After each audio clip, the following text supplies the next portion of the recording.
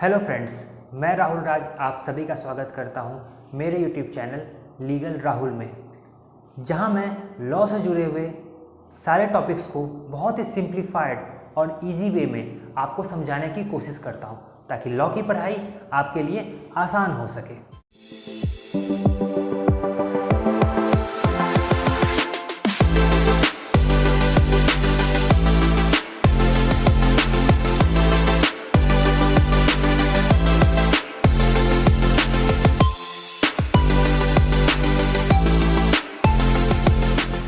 तो हमारा आज का टॉपिक है salient features of Indian constitution.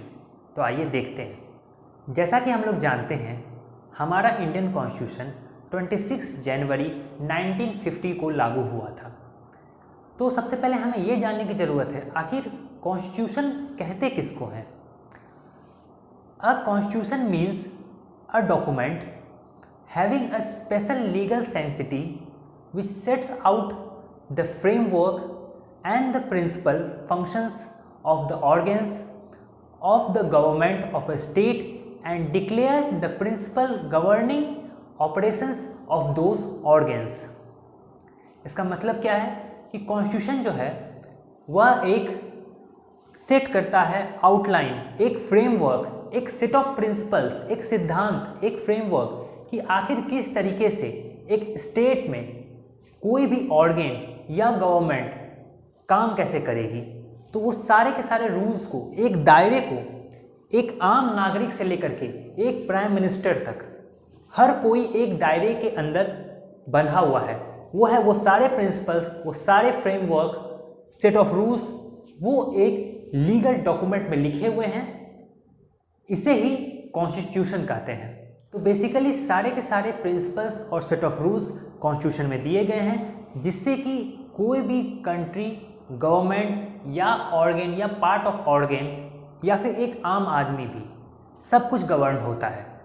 आइए अब जानते हैं salient features of Indian constitution की, मतलब हमारे भारतीय संविधान की मुख्य विशेषताएं क्या क्या है। तो नॉर्मली हमारे इंडियन कॉन्स्टिट्यूशन के 12 साइलेंट फीचर्स हैं। वही 12 साइलेंट फीचर्स के बारे में आज हम बात करेंगे।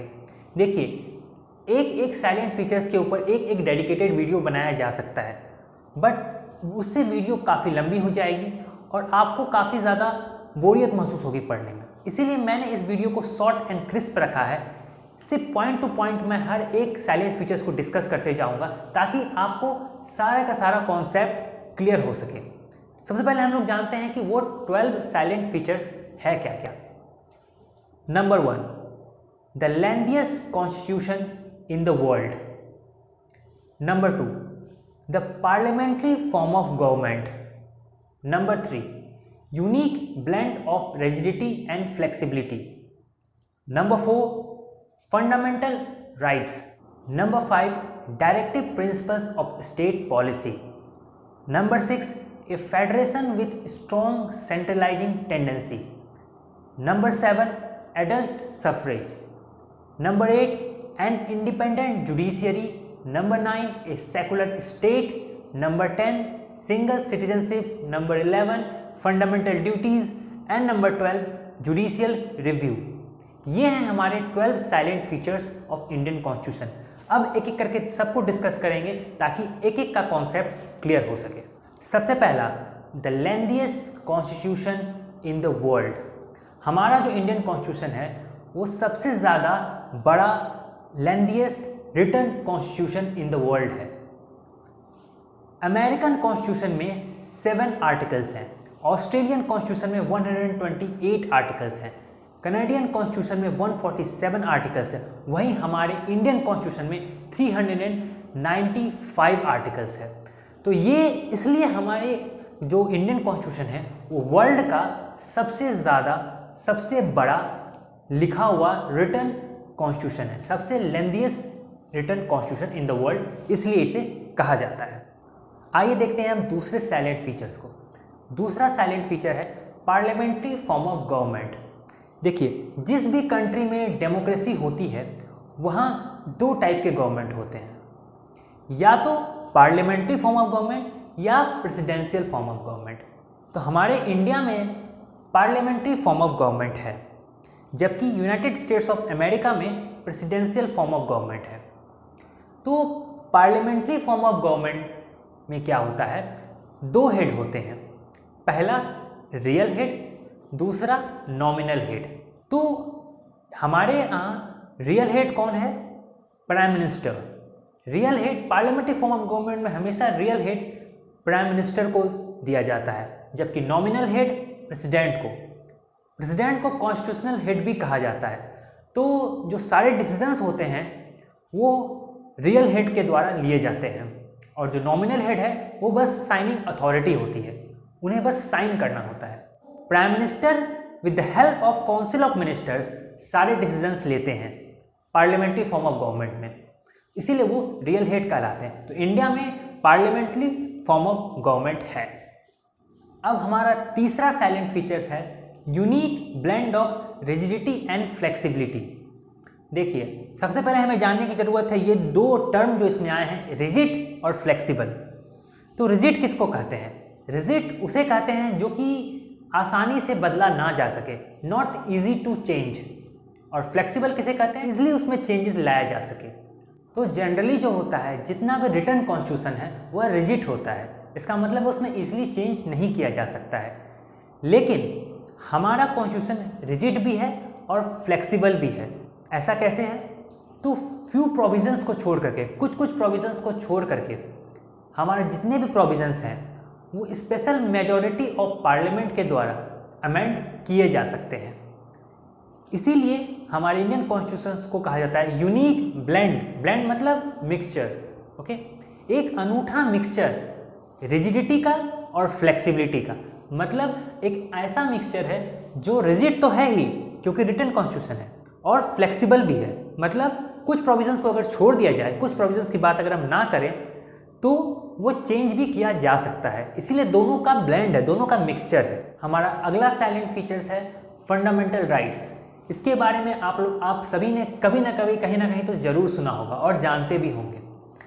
फंडामेंटल राइट्स जो है वो अमेरिकन बिल ऑफ राइट्स के इंस्पायर्ड है, वहाँ से ही लिया गया है। इंडियन कॉन्स्टिट्यूशन के पार्ट 3 में आर्टिकल 12 to 35 में फंडामेंटल राइट्स के बारे में बताया गया है। तो फंडामेंटल राइट्स है क्या, फंडामेंटल राइट्स वो राइट्स हैं जो कि हर एक पर्सन को दिए गए हैं। किस लिए दिए गए हैं, ताकि वो स्टेट के अनलिमिटेड पावर से अपने आप को बचा सके। स्टेट कोई भी आर्बिट्री एक्शन नहीं कर दे, मनमानी कार्रवाई नहीं कर दे, इसके लिए कुछ राइट्स दिए गए हैं सारे लोगों को, ताकि वो एक डिग्निफाइड लाइफ जी सकें, गरिमा में ज़िंदगी जी सकें। इसके लिए कुछ राइट्स दिए गए हैं। बट ध्यान रहे, ये जो राइट्स हैं ये एब्सोल्यूट राइट्स नहीं हैं। क्यों नहीं है एब्सोल्यूट राइट्स, क्योंकि there are some reasonable restrictions on our fundamental rights. हमारा 5वां साइलेंट फीचर्स है directive principles of state policy, जिसे हम शॉर्ट फॉर्म में DPSP भी कहते हैं। तो directive principles of state policy part 4 of Indian constitution में दिया गया है। तो ये है क्या, so these are the basic aims and objectives that should be taken by the state while forming a government. मतलब जब भी किसी स्टेट में या फिर हमारे कंट्री में कोई भी गवर्नमेंट बनती है तो ये बेसिक ऑब्जेक्टिव्स है और एम्स है जिसे कि फुलफिल किया जाना चाहिए जब भी गवर्नमेंट कहीं की बन रही है। ये ध्यान में रखे जाने चाहिए। जितने भी डायरेक्टिव प्रिंसिपल्स, जितने भी प्रिंसिपल्स में बताए गए हैं, ये वो एम्स एंड ऑब्जेक्टिव्स हैं जो हर एक गवर्नमेंट को जब भी वो कहीं भी काम कर रही हो, ये उन्हें मद्देनज़र रख के ही काम करना चाहिए। फंडामेंटल राइट्स में क्या है कि अगर फंडामेंटल राइट्स हमारे कहीं वायलेट होते हैं तो हम उसके विरुद्ध कोर्ट जा सकते हैं। But directive principles of state policy are not justiciable. मतलब अगर कहीं directive principles of state policy हमें लग रहा है कि किसी गवर्नमेंट ने ऐसा कुछ वायलेट किया है तो हम इसके विरुद्ध कोर्ट नहीं जा सकते हैं, ये जुडिशियबल नहीं होता है। ये ध्यान में रखने वाली बात है। ये बेसिक डिफरेंस है फंडामेंटल राइट्स और directive principles of state policy में। अब बात करते हैं हमारे अगले साइलेंट फीचर के बारे में। हमारा अगला साइलेंट फीचर है a federation with strong centralising tendency. देखिए, सबसे पहले ये फीचर को जानने से पहले हमें ये जानने की ज़रूरत है कि ये फेडरल वर्ड का मतलब क्या होता है। हम सभी ने सुना है कि our constitution is a federal constitution. तो what do you mean by federal constitution? तो फेडरल का मतलब होता है, federal constitution means a system of government which separates the power between central government and state government. मतलब distribution of power, जब power of a country distribute हो जाता है स्टेट और सेंटर के बीच में, मतलब फुल पावर एक किसी गवर्नमेंट के हाथ में नहीं रहता है, सिर्फ सेंटर के हाथ में पावर नहीं है, ना ही सिर्फ स्टेट के हाथ में पावर है, सारे पावर्स को डिस्ट्रीब्यूट कर दिया गया है। कुछ पावर सेंटर के पास है, कुछ पावर स्टेट के पास है। यही डिस्ट्रीब्यूशन ऑफ पावर जो होता है इसे हम फेडरलिज्म कहते हैं। तो हमारा कॉन्स्टिट्यूशन फेडरल है, मतलब इसमें पावर डिस्ट्रीब्यूशन किया गया है। लेकिन a federation with strong centralising tendency, इसका मतलब है कि फेडरेशन तो है लेकिन सेंट्रलाइजिंग टेंडेंसी भी है, मतलब जरूरत पड़ने पर पावर सेंट्रलाइज भी किया जा सकता है। कब किया जा सकता है? In the case of emergency. जब पूरे देश में इमरजेंसी लागू हो जाता है तो पावर्स, स्टेट के पावर्स सेंटर के पास चले जाते हैं और सारे डिसीजन सेंट्रल लेता है। इन दैट केस सारा पावर सेंट्रलाइज हो गया। तो फेडरेशन तो है हमारी कंट्री में, but in certain circumstances strong centralising tendency भी होता है। जब भी कुछ ऐसा सर्कमस्टांसेस होता है, फॉर एग्जांपल इमरजेंसी, तो सारा का सारा पावर सेंट्रलाइज हो जाता है। इसीलिए कहते हैं a federation with strong centralising tendency. अब बात करते हैं साथ में salient feature of Indian constitution की, जो कि है एडल्ट सफरेज। देखिए, article 326 gives right to vote to every person which is above 18 years without any discrimination on the basis of caste, color, sex, property, etc. इसी को कहते हैं adult suffrage. इसका मतलब है वोट देने का राइट, वोट देने का अधिकार। किस बेसिस पर? सिर्फ एडल्ट होने के बेसिस पर, चाहे वो कोई भी स्टेट हो, चाहे वो कोई भी कास्ट हो, चाहे वो कोई भी सेक्स हो, चाहे कितनी भी प्रॉपर्टी उसके पास हो या ना हो, बट उसे वोट देने का अधिकार है क्योंकि वह एडल्ट हो चुका है। तो on the basis of attending adulthood, 18 years से ऊपर जैसे भी कोई भी व्यक्ति होता है हमारे कंट्री में, उसे वोट देने का अधिकार प्राप्त हो जाता है। इसे ही कहते हैं एडल्ट सफरेज। अब आते हैं अगले साइलेंट फीचर की ओर, जो है एन इंडिपेंडेंट जुडिशियरी।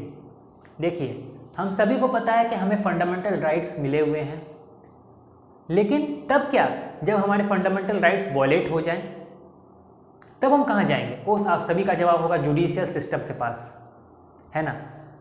तो यही है हमारा 8वां salient feature, an independent judiciary. क्योंकि देखिए, without safeguard our rights will not serve its purpose. बिना सेफ गार्ड के, बिना कोई सेफ गार्ड दिए हुए हमारा राइट्स कभी भी फुलफिल नहीं हो सकेगा, कोई ना कोई जरूर वायलेट कर देगा, क्योंकि सेफ गार्ड ही नहीं है। तो एक इंडिपेंडेंट जुडिशियल सिस्टम मतलब ऐसा जुडिशियल सिस्टम जो कि किसी भी पावर से अफेक्टेड ना हो, free from the power of A state, पूरे कंट्री में किसी के पावर से अफेक्टेड ना हो और वो इंडिपेंडेंटली काम करे, ऐसा जुडिशियल सिस्टम। तभी तो वो हमारे फंडामेंटल राइट्स या कभी भी कोई भी राइट्स जब वायलेट होगा तो वो हमें सेफ गार्ड करेगा, हमें रक्षा देगा। तो एन इंडिपेंडेंट जुडिशियल सिस्टम, हमारे कंट्री में जो जुडिशियल सिस्टम है वो इंडिपेंडेंट बॉडी है, इंडिपेंडेंटली काम करता है बिना किसी दबाव के। तो ये है हमारा 8वां और one of the most important salient features. हमारा अगला साइलेंट फीचर है अ सेकुलर स्टेट। देखिए, सेकुलर वर्ड ये तो हम लोगों ने कभी ना कभी कहीं ना कहीं ज़रूर सुना होगा, क्योंकि ये काफ़ी चर्चा में रहता है ये वर्ड सेकुलरिज्म। तो a secular state means a state who do not have its own religion. मतलब एक ऐसा स्टेट, एक ऐसा कंट्री जिसका अपना कोई धर्म ना हो और वह सभी धर्मों को इक्वल ट्रीटमेंट दे, उसे एक सेकुलर स्टेट कहते हैं। Article 25 to 28 of the Indian constitution बताता है कॉन्सेप्ट ऑफ सेकुलरिज्म के बारे में। ये हमें फ्रीडम भी देता है और हर एक रिलीजन को फ्रीडम देता है to practice their own religion. Number 10th feature, silent feature of Indian constitution, single citizenship. जैसा कि मैंने आपको पहले बताया था कि हमारा कॉन्स्टिट्यूशन फेडरल है, मतलब जो भी कॉन्स्टिट्यूशन में हमारे पावर दिए गए हैं वो डिस्ट्रीब्यूट कर दिए गए हैं। बट जब बारी आती है सिटीजनशिप की तो हमारे कंट्री में बस एक सिटीजनशिप है, single citizenship, only Indian citizenship. जबकि अमेरिका में डुअल सिटीजनशिप है। अमेरिकन कॉन्स्टिट्यूशन की बात करें तो वहाँ डुअल सिटीजनशिप दिया जाता है, एक स्टेट सिटीजनशिप, दूसरा American citizenship. But in India we have one and only Indian citizenship. अगला साइलेंट फीचर है फंडामेंटल ड्यूटीज़। इसके बारे में भी आप लोगों ने ज़रूर सुना होगा। तो ये फंडामेंटल ड्यूटीज़ जो है वो पहले हमारे कॉन्स्टिट्यूशन में नहीं था, ये ऐड किया गया कब? 42nd अमेंडमेंट के वक्त। 42nd अमेंडमेंट कब हुआ? 1976 में। तो जब 42nd amendment of our Indian constitution हुआ तब फंडामेंटल ड्यूटीज़ को ऐड किया गया। ये कुछ ड्यूटीज़ हैं, क्योंकि देखिए जब आपको राइट्स दिए गए हैं तो ऑफकोर्स आपको कुछ ड्यूटीज़ भी दिए जाएंगे। तो ये कुछ ड्यूटीज़ हैं जो हर एक पर्सन को मिला है हमारे कंट्री में, जिसे फुलफ़िल करना ज़रूरी है। ये एक बेसिक नॉर्म्स है, बेसिक ड्यूटी है, जो कि एक डेमोक्रेटिक कंट्री में और डेमोक्रेटिक गवर्नमेंट को चलाने के लिए ज़रूरी होती है। और हमारा 12वां साइलेंट फीचर है जुडिशियल रिव्यू। जैसा कि हम जानते हैं कि हमारे कॉन्स्टिट्यूशन में हमें इंडिपेंडेंट जुडिशरी दी गई है, तो ये इंडिपेंडेंट जुडिशियरी का ही एक पावर है जिसे हम जुडिशियल रिव्यू कहते हैं। It gives power to the court to examine any action done by legislative, executive और एनी एडमिनिस्ट्रेटिव बॉडी। जब भी कोई भी बॉडी, कोई भी ऑर्गन या कोई भी गवर्नमेंट ऑफ आवर स्टेट जब कोई भी एक्शन लेती है वो वॉयलेट करता है हमारे फंडामेंटल राइट्स को या फिर अनकॉन्स्टिट्यूशनल होता है, असंवैधानिक होता है, तब जुडिशियल रिव्यू के द्वारा हम उस डिसीजन को नल एंड वॉइड मतलब अमान्य करवा सकते हैं। तो ये बेसिकली ऐसा क्यों पावर दिया गया है? ताकि जैसा कि मैंने बताया था फंडामेंटल राइट्स के समय, ताकि गवर्नमेंट के आर्बिट्री एक्शन से हमें बचाव हो सके। मतलब ऐसा नहीं हो कि गवर्नमेंट या स्टेट या कोई भी organ, weather it is legislative, executive और एनी एडमिनिस्ट्रेटिव बॉडी, कोई भी मनमाना कार्रवाई हमारे ऊपर ना कर सके। उसके ऊपर जुडिशियल सिस्टम बैठा हुआ है जो कि जुडिशियल रिव्यू के माध्यम से कोई भी एक्शन को जांच और परख सकता है कि whether it is constitutional or not, whether it is violating fundamental rights or not. If yes then it will be declared null and void. उम्मीद है फ्रेंड्स आप सभी को salient feature of Indian constitution समझ में आया हो। मैंने शॉर्ट रखा ताकि आप लोगों को पॉइंट बाय पॉइंट आसानी से समझ में आ सके। मिलते हैं अगले वीडियो में एक नए टॉपिक के साथ, तब तक अपना ख्याल रखें।